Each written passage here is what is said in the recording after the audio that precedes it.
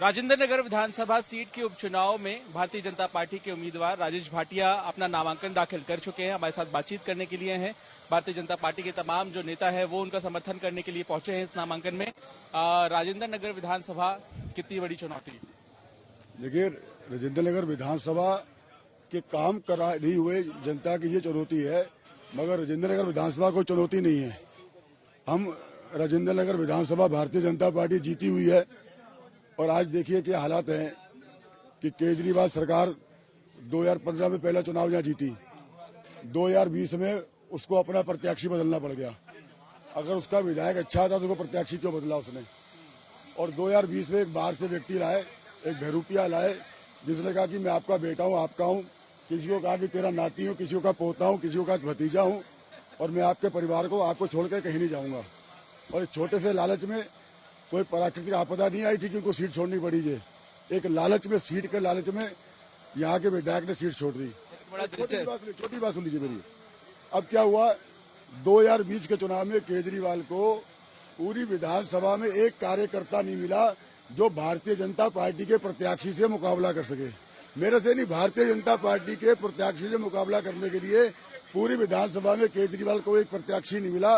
उसने अपने कार्यकर्ताओं का अपमान किया और करावल नगर के पिटे हुए मोरे को यहाँ लाकर चुनाव लड़ाया।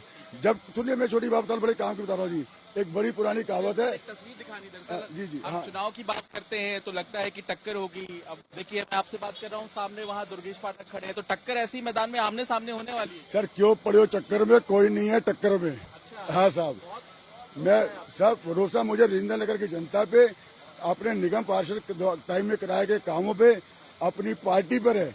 जो मैंने विकास, सबसे मैं जो कह रहा था कि नया 9 दिन पुराना 100 दिन।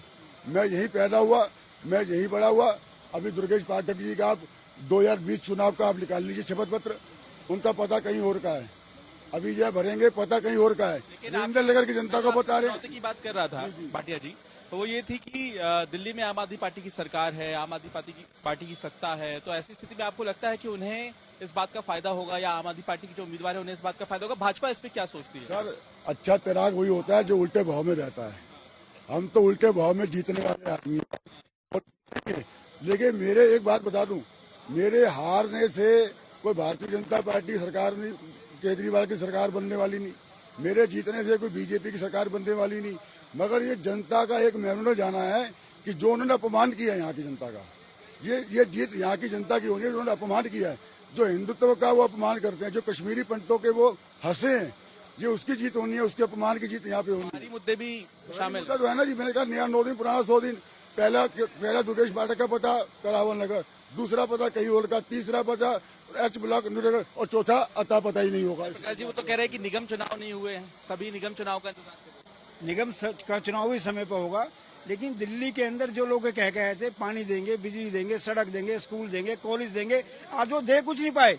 अगर दिल्ली के अंदर पोल्यूशन है तो पराली, दिल्ली में पानी नहीं है तो हरियाणा, दिल्ली में अगर बारिश आएगी, जल भराव हो गया तो एमसीडी, सब चीज के लिए हम जिम्मेदार, तो गैर जिम्मेदार कौन है? आम आदमी पार्टी।